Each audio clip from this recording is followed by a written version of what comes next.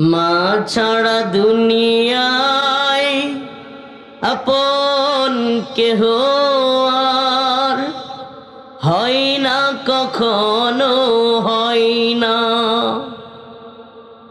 মা ছাড়া দুনিয়ায় আপন কেহ আর হয় না, কখনো হয় না।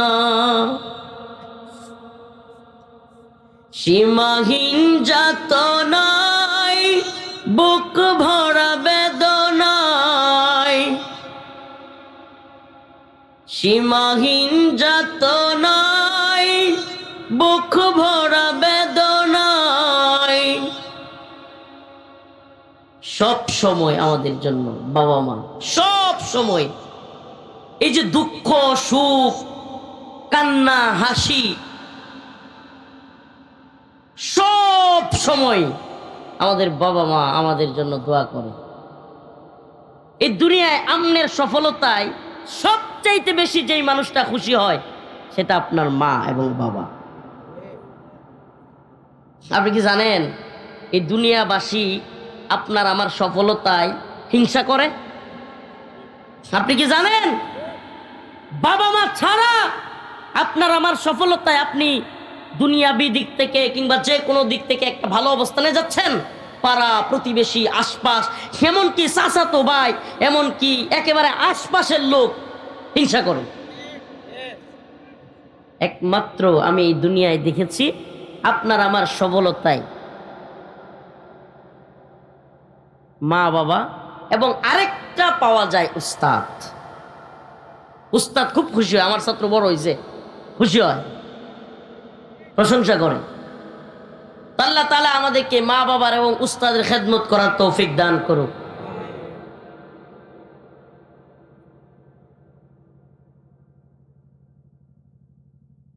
প্রিয় ভাইরা আমার, আমি আসলে এই ঠান্ডার মধ্যে হঠাৎ করে আমার আব্বা নাই তো, এই জন্য হঠাৎ করে এই বিষয়ে একটু কথা বলে ফেললাম। আমার আলোচনার বিষয় বাবা মার খেদমত বা এরকম কিছু না, আমি মৌলিক আলোচনায় যাব, কিন্তু এই যে শীতের রাত আসলে হঠাৎ করে মনে পড়ে গেল এই ঠান্ডার মধ্যে আমাদের মা বাবা কত কষ্ট করে। আমার আব্বার অনেক আশা ছিল যে আমার ছেলে হাফেজ হবে, আলেম হবে। বিশ্বাস করেন আমার আব্বা ভীষণ আশা করছিল যে বক্তা হবে। আব্বা কইতো, মানুষকে বলতো, আমার যে মামা আমার মাদ্রাসায় ভর্তি করছিল ওনারে বলতো যে আমার পোলাটা কোনো একদিন ওয়াজ করবো আর আমি বয়ে বইয়া শ্রোতা হইয়া শুনবো। কিন্তু আমি যখন ঢাকার যাত্রাবাড়ি মাদ্রাসায় 17 বারা হেফজু পড়ছি তখনই আব্বা মারা গেছে, ওয়াজ শুনতে পারে নাই। তো দুনিয়ায় আমরা একদিন আছি একদিন থাকবো না ভাই, সবাইকে চলে যেতে হবে।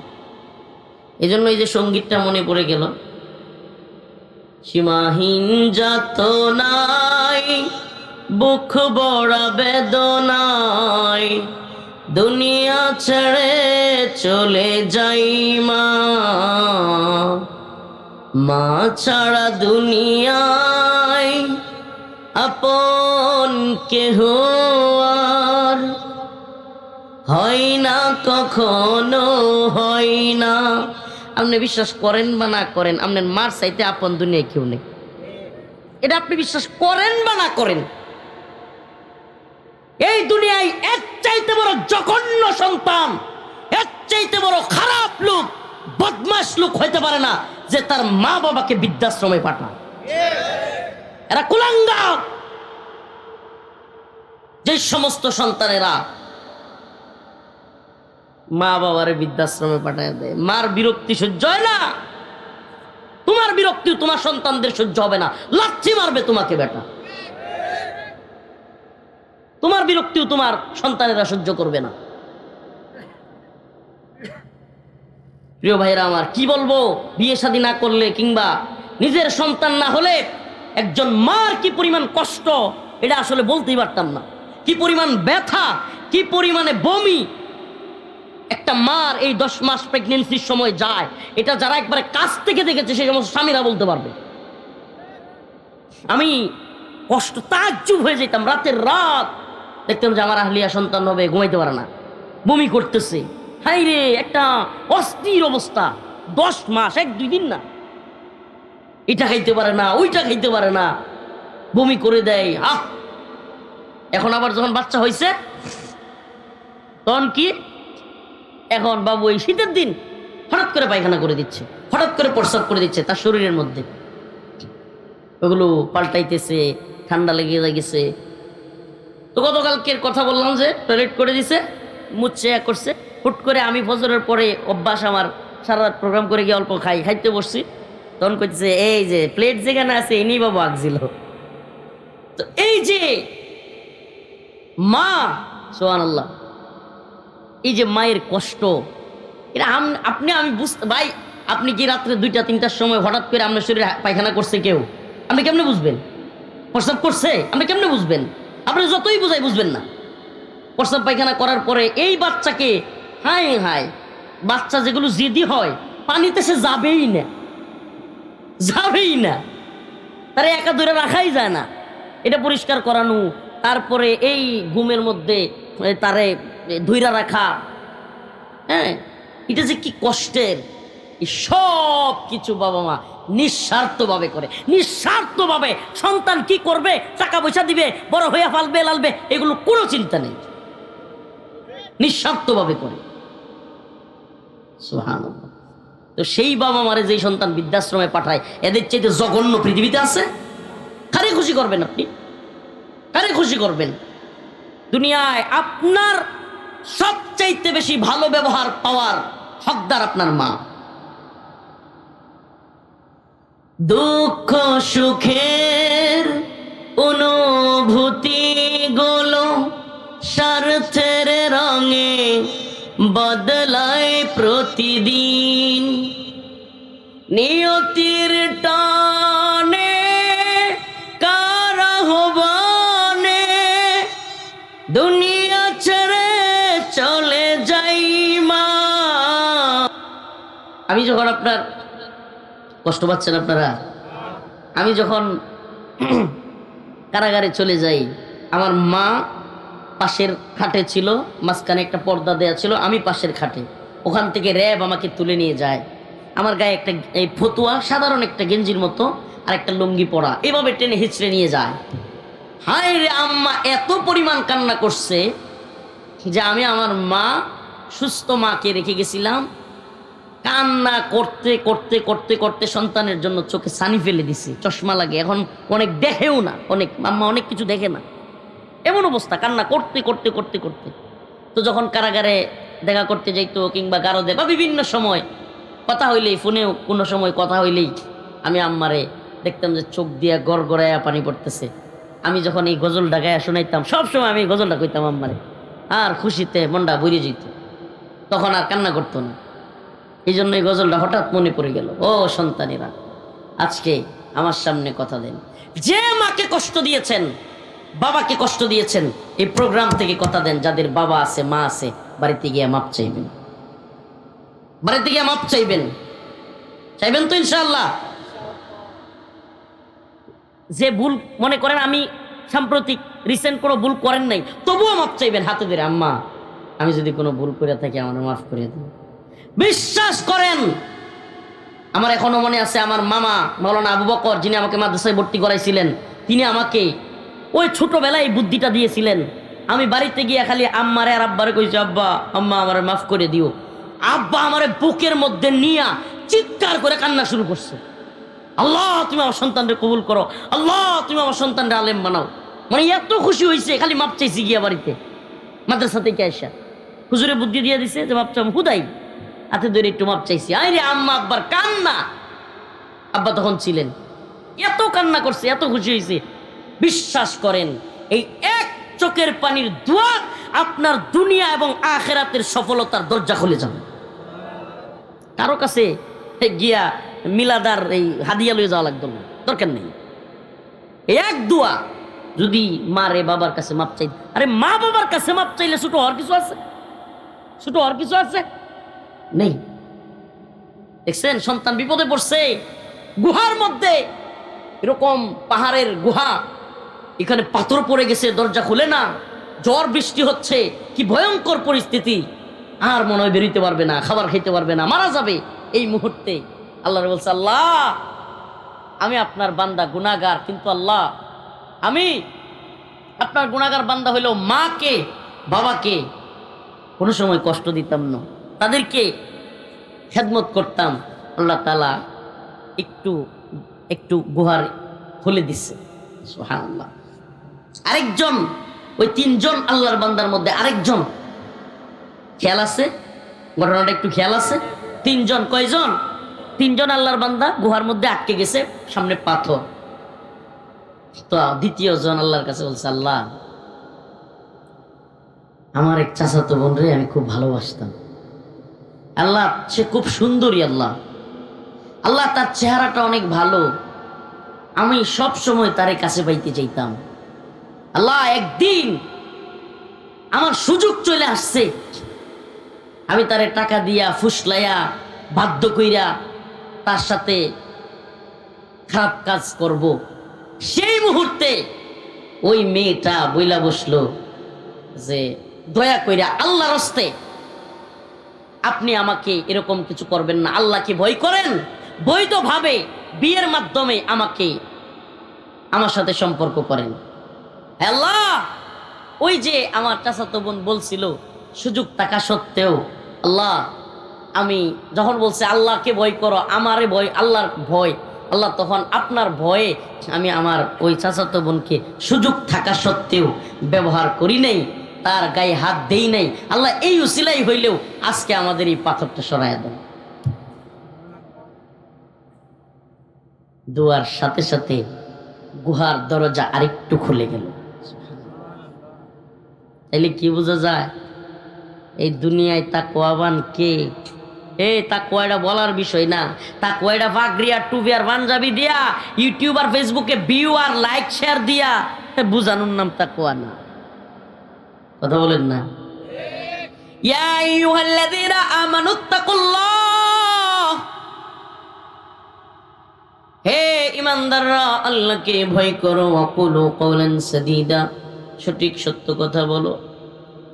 ইয়া আইয়ুহান নাস উ'বুদু রাব্বাকুমুল্লাযী খালাকাকুম ওয়াল্লাযীনা মিন ক্বাবলিকুম লাআল্লাকুম তাত্তাকুন। ইয়া আইয়ুহান নাবিয়্যু ইয়া আইয়ুহাল্লাযীনা আমানুত্তাকুল্লাহা হাক্কা তুকাতিহি ওয়া লা তামুতুন্না ইল্লা ওয়া আনতুম মুসলিমুন। আল্লাহ তাআলা অসংখ্য আয়াতের মধ্যে আল্লাহকে ভয় করার কথা বলেছেন। কিসের কথা? ইত্তাকুল্লাহ, আল্লাহকে ভয় করো, আল্লাহকে ভয় করো, আল্লাহকে ভয় করো। সুবহানাল্লাহ, অসংখ্য আয়াতের মধ্যে। ওই যে চাচাতো বোনকে সুযোগ পেয়েও ছেড়ে দিছে, আল্লাহর কাছে কবুল হয়ে গেছে। সুবহানাল্লাহ বলবেন। তাকওয়া বুঝতে হলে গভীর রজনীতে শীতের রাতে একা একা খালি রুমের মধ্যে নাউজুবিল্লাহ গুনাহের সুযোগ পাওয়াইছে, সেই সময় যে ব্যক্তি গুনাহ করতে পারে নাই, গুনাহ করবে না আল্লাহর ভয়ে, সেই হলো প্রকৃত তাকওয়াবান।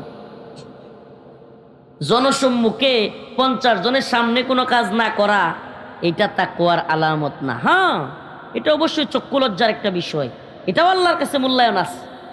তাদের চক্ষু লজ্জা অন্তত আছে, মানুষের সামনে হলেও বেহায়াপনা অশ্লীলতা করে না। অবশ্যই এটারও আল্লাহর কাছে কি আছে? মর্যাদা আছে। এই জন্য বলি যে আপনি যদি ফাহেশা কাজ, জিনা, বেবিচার, খারাপ কাজ, পরকীয়া এগুলো বন্ধ করতে চান, তাইলে বেশি বেশি করে আমাদের যুবক যুবতী ভাই বোনদেরকে বিয়ের ব্যবস্থা করেন। বেশি বেশি বেশি বেশি এই ক্যারিয়ারের নামে, নিজের পায়ে দাঁড়ানোর নামে, অমুকের নামে, তমুকের নামে এই ছেলে মেয়েকে বিয়ে থেকে যারা জুড়ে রাখতেছে, ওই সমস্ত বাবা মাও এই যে বিবাহ বহির্ভূত জিনা, বেবিচার, অশ্লীলতায় তাদের সন্তান যদি যায়, এই গুনাহের বাগদার ওই বাবা মাও হবে। আল্লাহর কাছে তাদেরকেও জবাবদিহি করতে হবে। আল্লাহ পাক বলছে, ফানকিহু মা তাবা লাকুম মিনান নিসা মাসনা ওয়া সুলাসা ওয়া রুবা। আল্লাহ পাক বলছে যে তোমরা নারীদের থেকে যাদেরকে পছন্দ হয় তাদের 1, 2, 3, 4 চারজন পর্যন্ত বিয়ে করো। সুবহানাল্লাহ। মাসনা 2, সুলাসা 3, রুবা 4 পর্যন্ত। যদি না থাকে, অবস্থান দুর্বল থাকে, তাইলে একটা করো। সুবহানাল্লাহ। আল্লাহ রাসূল হাদিসে বলছে, ইয়া মাশারাশ শাবাব মান ইসতাতা মিনকুমুল বা'a ফালতাযাওয়াজ। হে যুবকের দল, হে যুবক, অবস্থান তৈরি হওয়ার সাথে সাথে বিয়ে করো। আমি এই জন্য বাবা মাদেরকে বলবো, এই অঞ্চলের বাবা মাদেরকে বলবো, দ্রুত ছেলে মেয়েদেরকে বিয়ের ব্যবস্থা করেন। বিশ্বাস করেন, আপনার ঘরে রিজিকের সংকীর্ণতা, বিয়ে করান, বরকত বেড়ে যাবে। বিশ্বাস করেন, আল্লাহি আমি নিজে আলহামদুলিল্লাহ আমি নিজে এটার পরীক্ষিত আমল, আমি নিজে এটার ইনশাআল্লাহ গ্যারান্টি দিয়ে বলতে পারি যে বিয়ে করেছে এবং হালাল পথে উপার্জনের চেষ্টা করেছে, তার ঘরে আল্লাহ তাআলা বারাকা দিতেই থাকেন, দিতেই থাকেন। সুবহানাল্লাহ। এই রিজিক দেনেওয়ালা কে? কোন লোক যদি চাকরি করে আর মনে করে চাকরি হলো রিজিক দাতা, শিরিক হবে। রিজিক দাতা কে? তাইলে আল্লাহ পাক আমাদেরকে বলছেন বিয়ের কথা, আমরা বিয়ে করব। জিনা বেবিচারে জড়াবো, চাচাতো বোন, মামাতো বোন, খালাতো বোনের সাথে সম্পর্ক করব। স্কুল কলেজে ভার্সিটিতে যুবক যুবতী নাউজুবিল্লাহ বেহায়াপনা অশ্লীলতায় মত্ত। 18-র আগে নাকি বিয়ে করণ যায় না মেয়েদের, 21-এর আগে পুরুষ বিয়ে করতে পারে না, কিন্তু 18-র আগে মেয়েরা, 21-এর আগে ছেলেরা আবার পার্কে যেতে পারে, জুবজারে যেতে পারে, লিটনের ফ্ল্যাটে যেতে পারে, পতিতালয়ে যেতে পারে। ওই ছোট্ট ছোট্ট মাসুম বাচ্চা পেটের মধ্যে দিয়া তারপরে ওই বাচ্চাকে হত্যা কইরা খুনি হইয়া ওই ডাস্টবিনে বাচ্চা ফেলে রাখতে পারে। নাউজুবিল্লাহ। ওই সময় বয়স লাগে না। শয়তানির তো একটা লিমিট থাকা দরকার। আল্লাহ বলছে বালেক হওয়ার পরে বিয়ে করানোর ব্যবস্থা করা দরকার, ব্যাস, কোনো কথা নেই। আল্লাহ তাআলা ভালো জানেন তার বান্দা কবে বিয়ে করলে ভালো হবে, নাকি কন? হ্যাঁ, আল্লাহর বান্দা কবে বিয়ে করলে ভালো হবে এটা কে সবচেয়ে ভালো জানে? সৃষ্টি করছে আল্লাহ। আল্লাহ জানে না কবে বিয়ে করলে ভালো হবে? হাসিনা ভালো জানে, ডক্টর মোহাম্মদ ইউনূস ভালো জানে। আল্লাহ সৃষ্টি করছে, আল্লাহ জানে না কবে মেয়েরা জরায়ুতে বাচ্চা নিতে পারবে, কবে ছেলেরা জরায়ুতে বাচ্চা দেওয়ার মতো সামর্থ্য হবে, কে জানে? এখন তারা বয়সের লিমিট দিয়ে দিছে। শয়তানের দল। শয়তানের একটা লিমিট থাকা উচিত। আবার কি কয় যে অল্প বয়সে বিয়ে করলে বাচ্চা হইলে মেধা কম হয়, বাচ্চাদের শক্তি কম হয়, দুর্বল হয়, ক্যালসিয়াম কম হয়। তো শেখ হাসিনার বাপ শেখ মুজিবুর রহমান শেখ হাসিনার আম্মারে বিয়ে করছে 9 বছর বয়সে। তো শেখ হাসিনার ক্যালসিয়ামের অভাব হয়েছে, ব্রেইনের অভাব পড়ছে? হ্যাঁ, কথা কন না। ব্রেইনের অভাব পড়ছে, ক্যালসিয়ামের অভাব হয়েছে? সার্চ দেন। এখন তো ইউটিউব ফেসবুকের জামানা, গুগলের জামানা, চ্যাট জিপিটির জামানা। জানেন শেখ ফেজুলাতুন্নেসা মুজিবের শেখ মুজিবের সাথে বিয়ে কবে হয়েছে জানেন? একটু পরে এক সময় দেখে নিয়েন।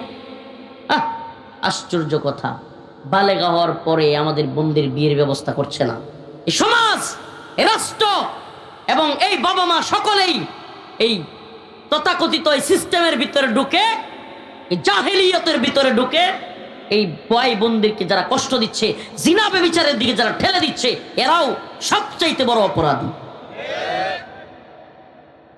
আস্তাগফিরুল্লাহ। ইসলামী শরিয়ার রাষ্ট্র ব্যবস্থা থাকলে, আমরা যদি কাজী থাকতাম, এই 25 বছর হইলেও যে ছেলেরা বিয়ে করায় নাই, এই বাবা মারে একবারে বিচারালয়ে ডাইকা শাস্তির ব্যবস্থা করতাম। প্রিয় ভাইরা আমার, আল্লাহর কাছে জবাবদিহিতা করতে হবে। কষ্ট লাগতে পারে, বাবা মা গর কষ্ট লাগতে পারে, হুজুর কামাই করে না খাওয়াইবো কি? আরে কি কোন কি না কোন, এই যে এই বুঝাও তো আমরা দিছি, এই বুঝাও আমরা তৈরি করছি। 10 লাখ 15 লাখ টাকা মোহরের কাবিনের বুঝা, কে কইছে আপনার 15 লাখ টাকা 10 লাখ টাকা, এই 7 লাখ 5 লাখ টাকা কাবিন দিতে? কে বলছে? এত বড় কাবিনের বুঝা ইসলামের নীতিমালায় কোথায় আছে? আল্লাহ রাসূল বলেছে, যেই বিয়ে যত সহজ সেই বিয়ে তত উত্তম। যেই বিয়ে যত সহজ সেই বিয়ে কি? একটা হাদিস শোনাই। রাসূলুল্লাহ সাল্লাল্লাহু আলাইহি সাল্লামের কাছে এক মহিলা আসছে। গভীর মনোযোগ দিয়ে শুনবেন। আল্লাহ রাসূল সাল্লাল্লাহু আলাইহি সাল্লামকে বলতেছে, ইয়া রাসূলুল্লাহ, আপনি যদি আমার বিয়ে করেন আমি মুসলমান হয়ে যাব। সুবহানাল্লাহ। আল্লাহ রাসূল মুখ ফিরায় নিলেন। এই মহিলা আবার এই সাইডে এসে, ইয়া রাসূলুল্লাহ, আপনি যদি আমার বিয়ে করেন আমি মুসলমান হয়ে যাব। আল্লাহ রাসূল মুখ ফিরায় নিলেন। আবারও মহিলা এসে বলছে, ইয়া রাসূলুল্লাহ, আপনি যদি আমার বিয়ে করেন তাহলে মুসলমান হয়ে যাবেন। পাশ থেকে এক সাহাবী বলে বসছে, ইয়া রাসূলুল্লাহ, মহিলাটা তো সুন্দরী, আপনি বিয়ে না করলে আমার সাথে বিয়ে দিয়ে দেন। হাদিস, সুবহানাল্লাহ, পুরো বানোয়াট কিচ্ছা কাহিনী না, সহিহ হাদিস। আল্লাহ রাসূল সাল্লাল্লাহু আলাইহি ওয়াসাল্লাম বললেন, বিয়ে যে করবা, মহারানা কি আছে তোমার? মহারানা কি দিবা এই মেয়ারে? ওই সাহাবী বললো, ইয়া রাসূলুল্লাহ, আমি তো গরিব মানুষ, কি দিব? স্বর্ণের একটু কিছু নিয়ে আসো। ইয়া রাসূলুল্লাহ, আমার কাছে স্বর্ণের কিছু নাই। রূপার কিছু নিয়ে আসো। ইয়া রাসূলুল্লাহ, আমার কাছে তো আপনি জানেন আমি আরবের সবচাইতে গরিব মানুষ, আমার কাছে কিচ্ছু নাই, আমি গরিব। আল্লাহ রাসূল বললেন, তুমি কি সূরা কেরাত কিছু জানো? কয়, হ রাসূল, 10টা 12টা জানি। ওই মহিলারে আল্লাহ রাসূল বললেন, তুমি তো নতুন মুসলমান হবা, কোরআনের সূরা জানো না, এই লোক তোমার সাথে বিয়ে দিয়ে দিব, সে তোমাকে 12টা সূরা শিখাইয়া দিবে, এগুলাই তোমার বিয়ের মহারানা। সুবহানাল্লাহ বলবেন না? রাসূলুল্লাহ সাল্লাল্লাহু আলাইহি সাল্লাম বিয়েটাকে কত সহজ করেছেন। আর আমরা 15 লাখ টাকা 10 লাখ টাকার কাবিন, মহারানার নামে, গহনার নামে, এইটার নামে সেইটার নামে, যুবকের মাথার উপর বুঝা। এরপরে ভাবিরা বিয়ের কথা কোনো কিছু কইলে, দাদিরা, ভাবিরা বা যে কেউ মুরব্বীরা কয়, হ্যাঁ বিয়ে করবি, খাওয়াইবি কি? মনে হয় বউ না একটা রাগ কষানবো, মনে হয় খালি খাই বইয়া এবারে। আরে আপনার ঘরে যদি 4টা প্লেট থাকে, কয়টা? আপনাদের 4 জন সদস্য, আর একটা প্লেটই তো পারবো না। 4 জনের খাবার 5 জনে মিলেও খাওয়া যায়, অসম্ভব না। সহজ যদি করেন, আউলিম বিহাদা শাত আউল বাকারা আউল গনাম, আল্লাহ রাসূল বলছে তোমরা ওলিমা করো। তাইলে ঠিক আছে, আপনার ছেলের জন্য ওলিমা করবেন, আপনার যতটুকু অবস্থান, প্রয়োজনে একটা খাসি, একটা বকরি জবাই করে দেন। এই আশেপাশের নিজের বাড়ির কিংবা 2-1 জন বইলা 20-30 জন মানুষকে একটা খাসি জবাই করে 50 জন মানুষকে খাওয়াইয়া দেন। 2-4 কেজি পোল্ট্রি মুরগি নিয়ে আসেন, একটু ডাইল রান্না করেন, একটা খাসি জবাই করেন। এত বড় করে আপনারে 5টা গরু 10টা গরু জবাই করতে কে বলছে? করেন। 5-10 কেজি খেজুর মসজিদে ছিটাইয়া দেন, ইমাম সাহেব হুজুরে বলেন বিয়েটা পড়াইয়া দিতে, সুবহানাল্লাহ, খালাস। অল্প মহারানা 10 দিরহাম, হানাফি মাযহাবে 10 দিরহাম মহারানা, অল্প মহারানা ধার্য করেন। এবং যে মহারানা ধার্য করবেন ওইটা স্ত্রীকে দিয়েন। এই 5 লাখ 10 লাখের মহারানার বুঝা দেখাইয়া আর 1 লাখ টাকা দিয়া পরে 10 লাখ আমরা মাফ করে দিও, ভণ্ডামির একটা লিমিট থাকা চাই। এই মাপ চাইতে থাকে, কিসের মাপ? মা বোনদেরকে বলি 1 টাকাও মাপ না কইরা ঘরে থাকতে দিবেন না, তাইলে এই মহারানার বুঝা কমবো, তাইলে একটু ডরাইবো। খালি মাপ চায়, মাপ চাওয়ার কি আছে? মহারানা আদায় করবে আগে, মহারানা আদায় করার পরে তুমি স্ত্রীর সংস্পর্শে যাবো। আল্লাহ তাআলা বুঝার এবং আমল করার তৌফিক দান করুন। প্রিয় ভাইরা আমার, তো ওই যে বলতেছিলাম, দ্বিতীয় ব্যক্তি যে তার চাচাতো বোনের সাথে সুযোগ পায়াও এই কাজ করে নাই। তবে যুবক ভাইদেরকে বলি, আমার বোনদেরকে বলি, এটা পরীক্ষিত আমল বলে যাই। আমি তো গুনাহগার মানুষ, ওরা একটু বসাইয়া দেন বা সরাইয়া দেন, এই সবাই চিল্লাচিল্লি করেন না, বসাইয়া দেন আস্তে করে। আমি তো গুনাহগার মানুষ, অবুঝ মানুষ, কিন্তু আমি একটা পরীক্ষিত আমল আপনাদেরকে বলি, এই মনোযোগ দিয়ে শুনেন। আমি যখন কারাগারে ছিলাম, শেষ সময়ে খুব কষ্ট হইতেছিল। যুবক একা একা একটা রুমে থাকা, বাড়ির চিন্তা হওয়া, বিয়ে শাদীর চিন্তা হওয়া, পেরেশানি হওয়া, এগুলা যে কত কঠিন। ওই যুবক এবং যুবতী যাদের বিয়ের পেরেশানি হয়েছে এবং অবৈধ পথে, খারাপ পথে সে কখনো নিজেকে নিয়ে যায় নাই, এই যুবক যুবতীদের বালিশ জানে তার কত কষ্ট।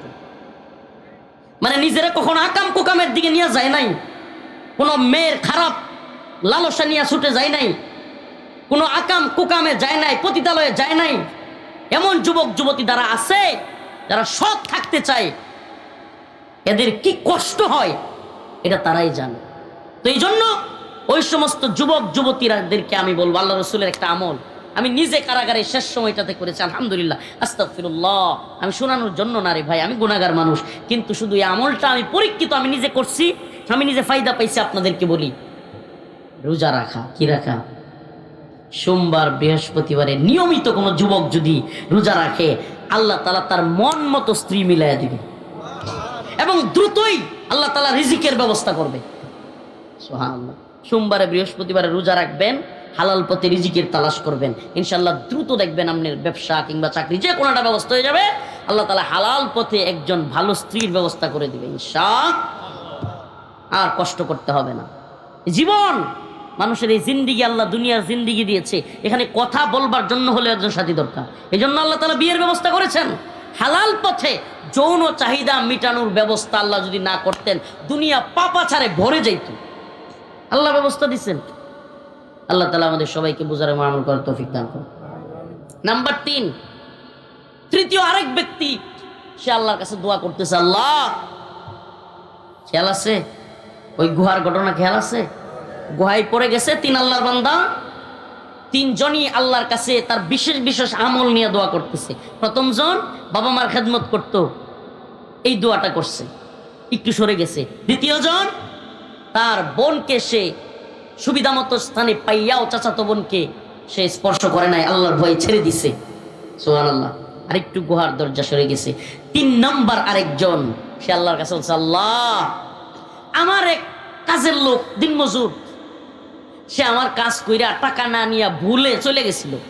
আল্লাহ, আমি সেই টাকাগুলো জমা রাইখা, আল্লাহ, আমি সেই টাকাগুলো দিয়া ব্যবসা করছি। এমন অসংখ্য ব্যবসা করতে করতে ব্যবসা বাইরে গেছে গা, ছাগল গরু সব বেড়ে গেছে, অনেক কিছু হয়ে গেছে তার ওই ছোট্ট মজুরি থেকে। অনেকদিন পর ওই লোক আমার কাছে আসছে। ওই লোককে আমি বলছি যে, ভাই, আপনি যে মজুরি ফেলারিকে চলে গেছিলেন, এই মজুরি দিয়া আমি বাড়াইতে বাড়াইতে এই যে এত কিছু করছি। এই লোক অবাক হয়ে গেছে, কয়, আমার সাথে মজা করেন? আমার সাথে মজা করেন? কয়গুলো সব আপনার মজুরি। সুবহানাল্লাহ। কয়, আল্লাহ, আপনাকে রাজি খুশি করবার জন্য আমি সব কিছু তার টাকা দিয়া যত ব্যবসা প্রতিষ্ঠান করছিলাম সব তারে বুঝাই দিছি। বর্তমান দুনিয়াতে এমন লোক আছে, হ্যাঁ, এত বড় ব্যবসা প্রতিষ্ঠান এত কিছু করছে, সব কিছু বুঝাই দিছে কারে? ওই দিন মজুর যে তার কাজ কইরা ভুলে চলে গেছিল। আল্লাহ তাআলা রাজি খুশি হইয়া সমস্ত পাথরের মুখ সরাই দিলেন। সুবহানাল্লাহ। আর হুজুর বলেন সুবহানাল্লাহ। তো যে আয়াতে কারিমা তিলাওয়াত করেছিলাম, ইয়া আইয়ুহান নাসু দুরিবা মাসালুন ফাসতামিউ লাহু ইন্নাল্লাযীনা তাদউনা মিন দুনিল্লাহ লা ইয়াখলুকু যুবাবান ওয়ালাউ ইজতামাউ লাহু ওয়া ইন ইয়াসলুবহুমুদ যুবাবু শাইআ লা ইয়াস্তানকিদুহু মিন দুআফাত তালিব ওয়াল মাতলুব। ও দুনিয়াবাসী, ও টাঙ্গাইলের মুসলমান, আল্লাহ রাব্বুল আলামিন বলেন, ইয়া আইয়ুহান নাস, হে লোক সকল, দুরিবা মাসালুন, তোমাদেরকে একটা উদাহরণ দিই, ফাসতামিউ লাহ, মনোযোগ সহকারে শ্রবণ করো।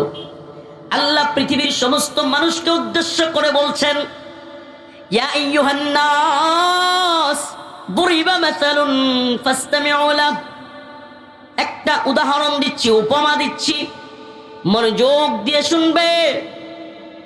ইন্নাল্লাযীনা তাদউনা মিন দুনিল্লাহ, তোমরা আল্লাহকে বাদ দিয়া যাদেরকে ডাকো, লা ইয়াখলুকু যুবাবা, আল্লাহরে বাদ দিয়া যাদেরকে ডাকো, এরা একটা মশা মাছি বানানোর ক্ষমতাও নেই। আল্লাহ পাকের দরবারে লাখো কোটি শুকরিয়া যে মহান আল্লাহ আমারে আপনারে কোরআন হাদিসের কথা শুনবার তৌফিক দিয়েছেন। এই জন্য অন্তরের অন্তঃস্থল থেকে বলি আলহামদুলিল্লাহ। একবার একটু চিন্তা করেন তো, মাহফিলের সভাপতি পোস্টারে নাম হয়ে গেছে, তাও আমরা ধইরা রাখতে পারিনি। হ্যাঁ, মাহফিলের সভাপতি পোস্টারে নাম দেওয়া হয়ে গেছে গা, আমরা ধইরা রাখতে পারি? বক্তা ওয়াজ করতেছে, সুবহানাল্লাহ, ওয়াজ করতেছে, স্টেজে পড়ে গেছে, শেষ। দুনিয়া কি এ মুসাফির, দুনিয়া কি এ মুসাফির, मंजिल तेरी कब्र है। মুসাফির, দুনিয়া কি তোমার মঞ্জিল, তোমার যাওয়ার জায়গা, তোমার শেষ পরিণতি তো কবর। শেষ পরিণতি কোথায়? হাই রে, এই ঠান্ডা আমনে করে এলাকায় ভয়াবহ ঠান্ডা, বৃষ্টির মতো শীত কুয়াশা পড়তেছে। আগের প্রোগ্রামে বয়ান করছি টাঙ্গাইলের ভিতরেই, কোটমোট খুইলা গাইমে ভিজে গেছি কেন, আর এখন এনে আইছি যে অবস্থা, সুবহানাল্লাহ। তো চিন্তা করেন এই কবরের মধ্যে থাকতে হবে, সাথী নাই, বাতি নাই, খেতা নাই, কম্বল নাই, বালিশ নাই, কিছুই নাই, অন্ধকার নির্জন একটা জায়গা।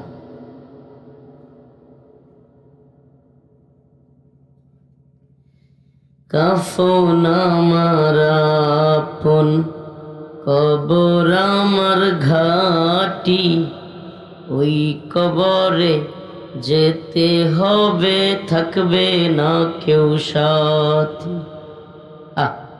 চিরন্তন সত্য। কাফন আমার আপন, কবর আমার ঘাটি, ওই কবরে যেতে হবে, থাকবে না কেউ সাথী। থাকতে হবে নিরালায়, একা একা গাছতলায়, থাকতে হবে নিরালায়, একা একা বাসতলায়, চতুর্দিকে রবে শুধু মাটি, ওই কবরে যেতে হবে, থাকবে না কেউ সাথী। নেতা হওয়ার ইচ্ছা, এমপি হওয়ার, মন্ত্রী হওয়ার, চেয়ারম্যান হওয়ার, বড় কিছু হওয়ার, টাকাওয়ালা, বাড়িওয়ালা, গাড়িওয়ালা, অমুক তমুক, বড় বক্তাগিরি, কত কিছুর চিন্তা ভাবনা, দিন শেষে কোনো কিছুই হয়তো পূরণ হবে না, কবরে চলে যেতে হবে। ঠিক কি ঠিক না? কিছুই পূর্ণ হয় না। আমি আপনাদের সামনে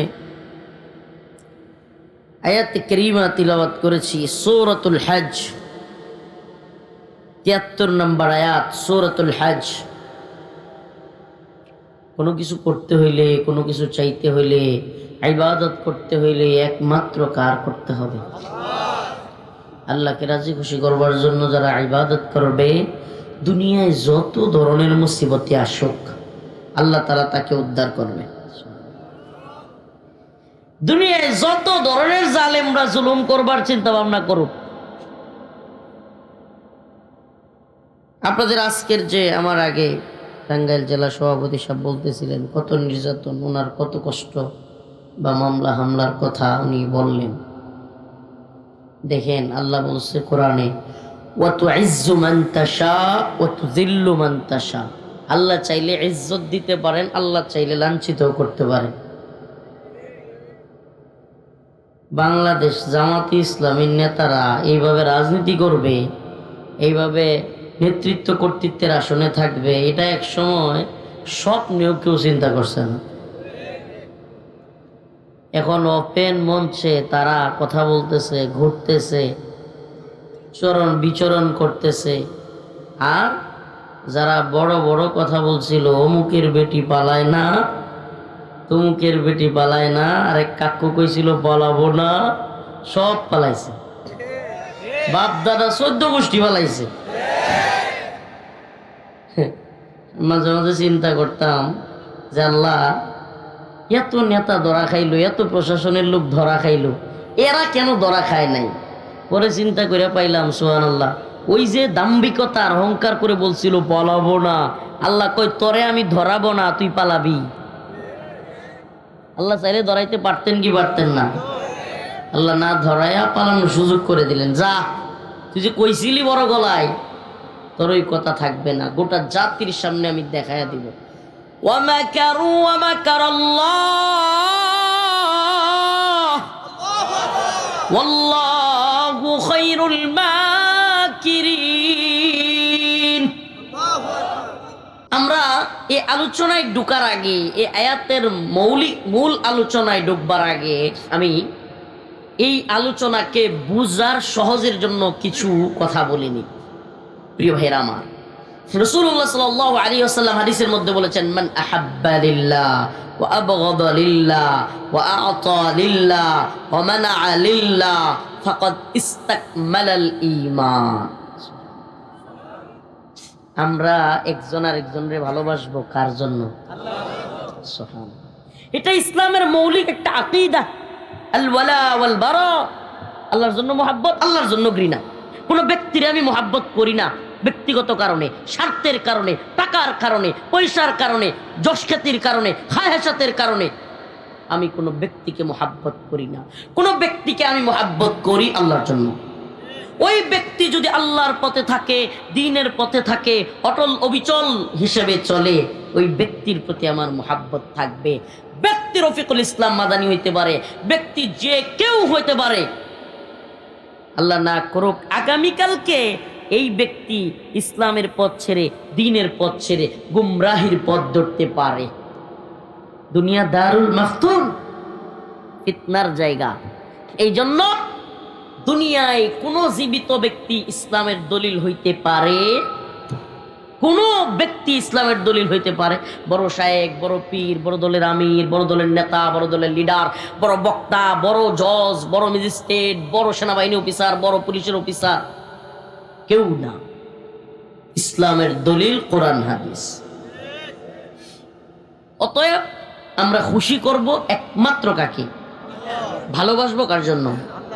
ঘৃণা করব কার জন্য? দান সাদাকা করব কার জন্য? যদি সবকিছু আল্লাহ রাজি খুশি করবার জন্য। একটা হাদিস বুখারী শরীফের মধ্যে আসছে, একটা ঘটনা। বলে উলামায়ে কেরাম প্রায়ই বলে থাকেন, আমি আপনাদের সামনে আজকে বলবো এই ঘটনা। অনেকেই জানেন, আবারও স্মরণ করে দেওয়ার জন্য, আমার আজকের আলোচ্য বিষয়ের সাথে সামঞ্জস্য থাকবার কারণে আমি এই ঘটনাটা, বুখারী শরীফের একটা হাদিস। 3 আল্লাহর বান্দা এক পাহাড়ের আশপাশ দিয়ে যাচ্ছে। হঠাৎ করে ঝড় বৃষ্টি শুরু হয়ে গেছে। তারা ওই পাহাড়ের গুহা থাকে না, পাহাড়ে গেছেন কখনো? 2-3টা পাহাড় একত্রে থাকলে অনেক জায়গায় এমন হয় যে 2-3টা পাহাড়ের মধ্যে পাথরে ঢাকা এক ধরনের গর্তের মতো গুহা থাকে, গুহা। ওই গুহার ভিতরে আশ্রয় নিছে ঝড় বৃষ্টি থেকে বাঁচার জন্য। কিসের জন্য? ঝড় বৃষ্টি থেকে বাঁচার জন্য তারা গুহার ভিতরে আশ্রয় নিছে। গুহার ভিতরে আশ্রয় নেওয়ার পর অলৌকিকভাবে হঠাৎ করে ঝড় বৃষ্টির কারণে একটা পাথর, বিশাল বড় একটা পাথর ওই গুহার মুখের মধ্যে পড়ে গেছে। গুহার মুখটা ডেকে গেছে। ওই 3 জন মানুষ বের হওয়ার আর কোনো সুরত নাই। ওই 3 আল্লাহর বান্দা আর বের হওয়ার কোনো পথ নাই। বুখারী শরীফের হাদিসের মধ্যে আসছে, 3 জন বড় পেরেশান হয়ে গেছে, হায়রান হয়ে গেছে। আয় হায়, আমরা এখন কি করব, কিভাবে যাব? একজন আর একজনের সাথে কথা বলছে, পরামর্শ করছে।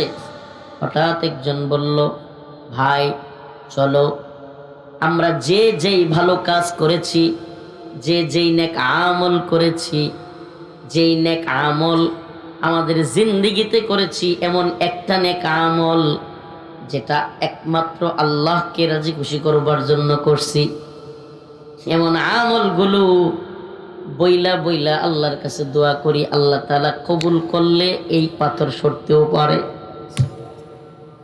এই হাদিসের মাধ্যমে বোঝা যায়, কোনো বান্দা যদি বড় ধরনের মুসিবতে পড়ে, তখন সে যেন তার জীবনের কোনো ভালো আমল আল্লাহর সামনে রাখে, আল্লাহ অন্তত এটার জন্য হইলো আমার মাফ করে দেন। সুবহানাল্লাহ। এই জন্য নিজের জীবনের এমন কিছু আমল রাখা চাই, এমন কিছু আমল রাখা চাই যেটা পৃথিবীর কেউ জানে না, কেউ না। শুধু আল্লাহ আর আপনার মধ্যে তাআল্লুক মা আল্লাহ, একমাত্র আল্লাহর সাথে সম্পৃক্ত, পৃথিবীর কেউ জানে না, কেউ না। আপনি এবং আপনার রব ছাড়া জানে না এমন কিছু আমল আপনার আমার করা দরকার, একমাত্র কাকে রাজি খুশি করবার জন্য? আল্লাহকে।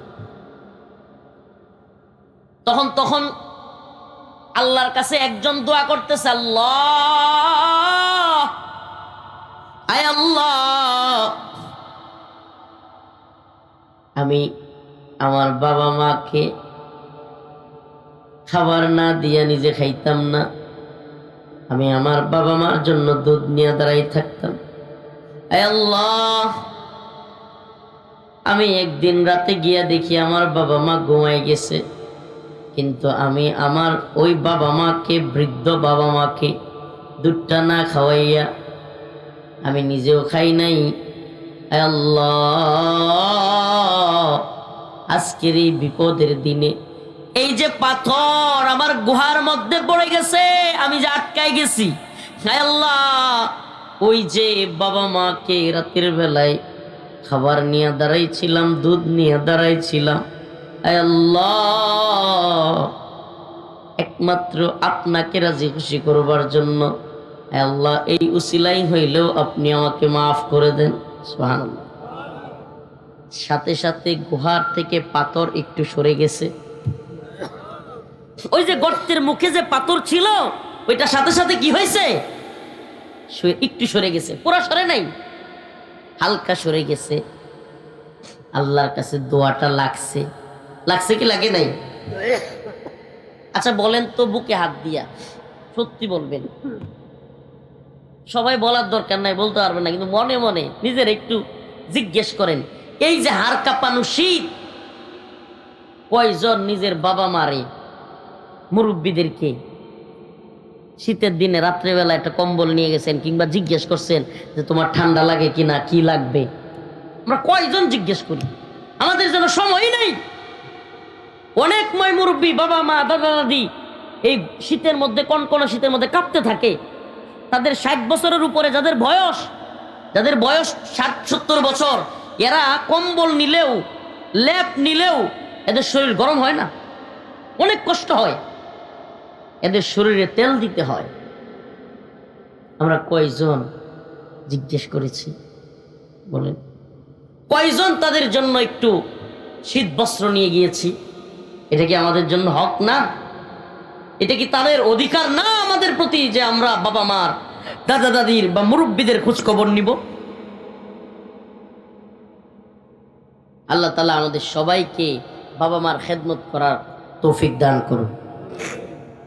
وقضى ربك ألا تعبدوا إلا إياه وبالوالدين إحسانا إما يبلغن عندك الكبر أحدهما أو كلاهما فلا تقل لهما أف ولا تنهرهما وقل لهما قولا كريما। এই শীতের রাত, ও মুসলমান, এই শীতের রাত, আমি নিজে, আমার ছোট একটা বাচ্চা আছে তো, আমি নিজে দেখি, এই গতকাল কেউ হঠাৎ করে বাবু পায়খানা করে দিচ্ছে বিছানার মধ্যে, একেবারে বিছানায় এই শীতের দিন প্রস্রাব করে দিচ্ছে।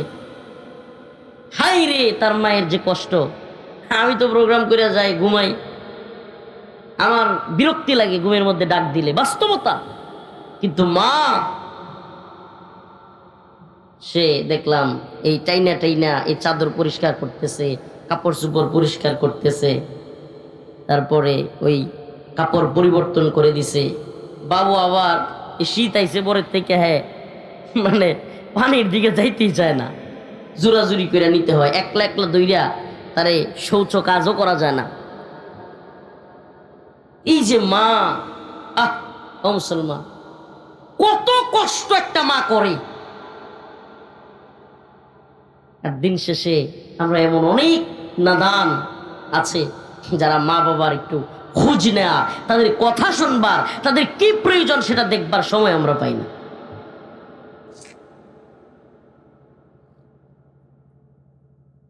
আল্লাহ তাআলা আমাদেরকে হেদায়েত দান করুন। আজকে থেকে মা বাবার খবর নিব তোমরা। যার প্রতি মা বাবা অসন্তুষ্ট থাকে, তার প্রতি আল্লাহ অসন্তুষ্ট থাকে।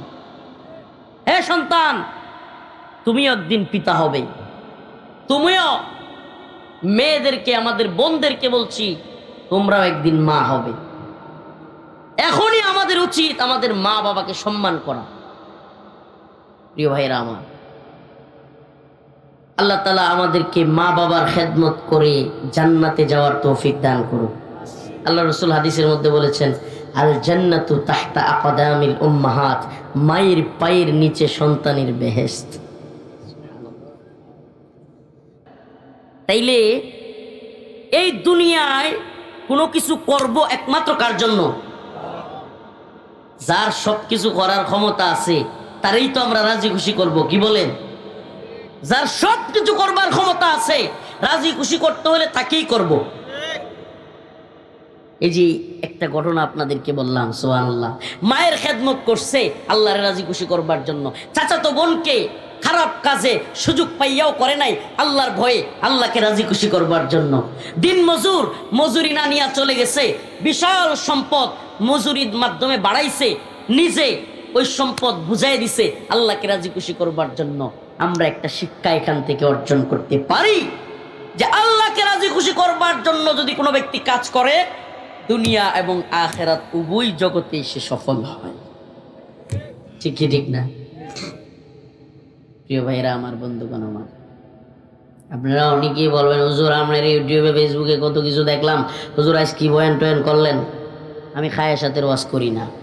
যেই দিন যেই রকম বয়ান করতে মনে চায়, যেইটা ভালো মনে হয়, এই যে একটু আগে নামাজের ওয়াজ করে আসছি, দেখেন আমাদের কাজটা কি? উম্মতের ইসলাহের জন্য কিছু কথা বলা। এতে করে হয় কি জানেন, আমরা যখন এই মঞ্চগুলোতে বসে আপনাদেরকে সুবহানাল্লাহ নসিহত দেই না বা কোনো বিষয়ে ইসলার জন্য বলি না, নিজের মধ্যেও তখন ধাক্কা লাগে। হ্যাঁ রে, আমিও কি এই গুনাহটা করে ফেলতেছি কিনা, আল্লাহ আপনি আমারে মাফ করে দেন, কিংবা আল্লাহ আমার সঠিক পথে চালান, কিংবা এই বিষয়গুলো যেন আমিও এড়াইয়া চলতে পারি। তো এই জন্য চেষ্টা করি যে সব রকমের সকল বিষয়েই কথা বলবার, সব জায়গায় একই রকম কথা বলি না। গ্রামগঞ্জের প্রোগ্রামে একরকম কথা বলি, শহরের প্রোগ্রামগুলোতে একরকম কথা বলি, রাজনৈতিক সভা সমাবেশগুলোতে একরকম কথা বলি। চেষ্টা করি প্রিয় ভাইরা আমার, দিন শেষে তো আল্লাহর কাছে ফিরে যাব। কার কাছে? কথা কন, আল্লাহর কাছে ফিরে যাব না?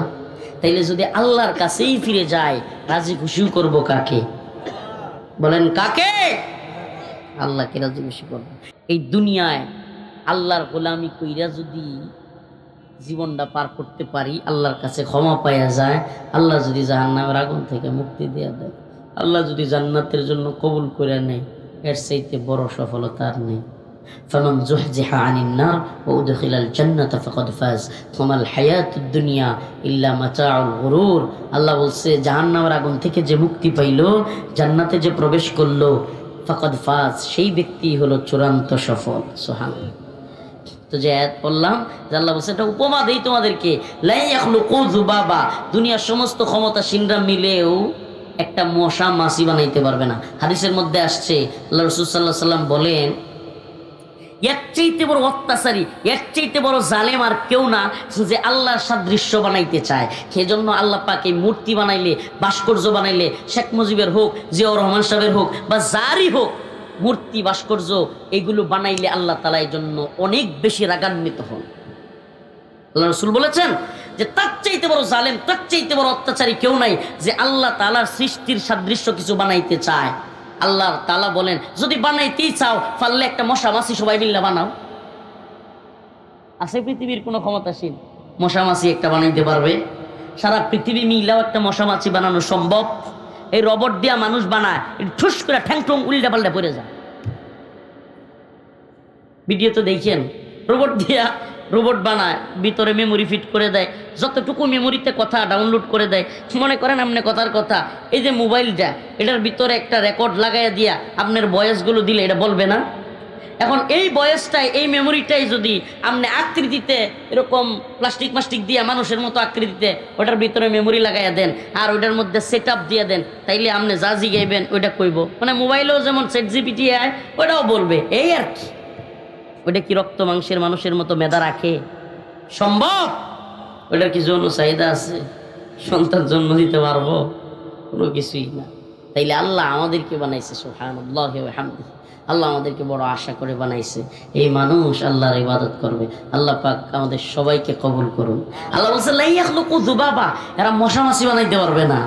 ওয়া ইয়াসলুবহুমুদ যুবাবু শাইআ, যদি মশা মাছি তাদের কাছ থেকে কিছু নিয়ে যায়, লা ইস্তানকিদুহু মিন, এরা রক্ষাও করতে পারে না।